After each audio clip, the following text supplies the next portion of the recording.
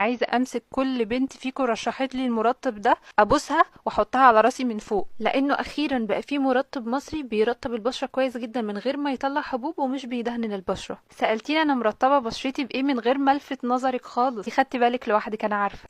ممكن تساليني انا مرطبه وشي بايه؟ سالتيني انا مرطبه بايه؟ احفظي الخطوات اللي انا هقولك عليها دي وامشي ورايا. اغسلي وشك كويس بالغسول بتاعك وركزي اكتر على الحتت اللي بيبقى فيها دهون علشان ننضف المسام. اشطفي وشك من الغسول وما تنشفيش الميه، تتريقيش على حواجبي وهي مبلوله هيطلع لك في عيالك. واستعملي سيرم الهيالورونيك اسيد ده، هيملى الخطوط الرفيعه اللي موجوده في بشرتك وهيخلي بشرتك مشدوده شده حلوه. اكدي ان انت تجيبيه تحت عينك علشان يملى الخطوط الصغيره اللي انت مفكراها تجاعيد. كمان جيبيه حوالين شفايفك، بس انا تحت هنا عندي تعويره فاوعي تعملي كده. نستنى لحد ما ينشف. دلوقتي كده السيرم نشف، بصي اللمعه، احنا لسه مكملناه.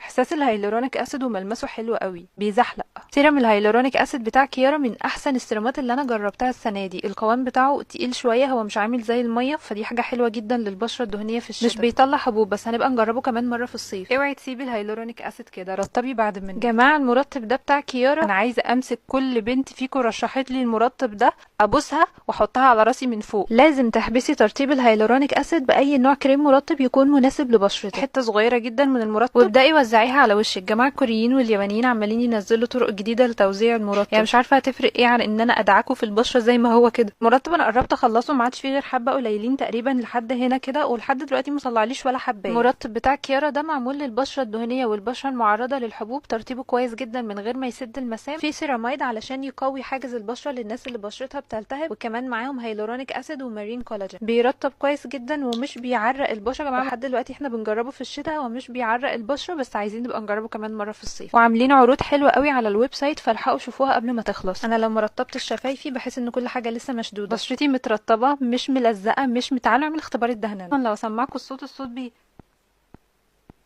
ما مش فاهم، مش عارفه. بصي، دوست على الموبايل قفلته، مش مدهن. هو ده اختبار الدهننه بناء على تيك توك وبس كده. عيب لما تقولي كلمه زي دي وانا عايشه، بجد عيب. كلمة زعلتني، أثرت فيا من جوه. عشان وشك ده أمانة من هنا ورايح. وشك بقى مسؤوليتي، أمانة بين إيدي. وشك بقى الشاغل الأول والأخير ليا. وشك وجسمك. شعرك لا، ما عنديش أي حلول بصراحة. وشك بقى محتوايا العفوية. بهزر عادي، انا كمان ما كنتش لاقيه مرطب. انا طول الشتاء بجرب في مرطبات، عماله بجرب لحد لما ربنا هداني وانعم عليا بمرطب انا بستعمله بقالي اسبوعين وما شفتش ان هو طلع لي ولا حبايه، وانا بشرتي دهنيه معرضه للحبوب. يلا ربنا يوعد كل مشتاق.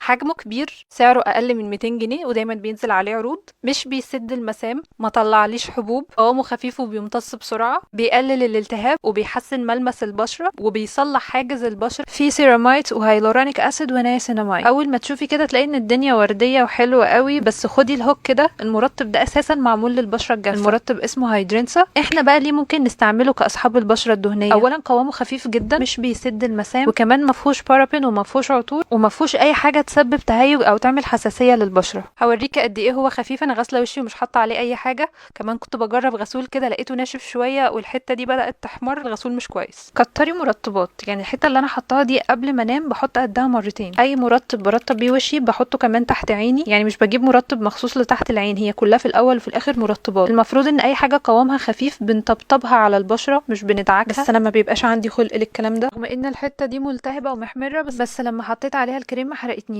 بيمتص بسرعه، ما بيلزقش، بيسيب لمعه، يعني ان هي بصي مزحلقه مدهننه. بيسيبها لا بيدهن، هو بيدهن بس دهننا حاجه بسيطه، مش كانها سمنه بلدي يعني، فاهمه؟ وبس كده. وكالعاده خلي بالك من نفسك.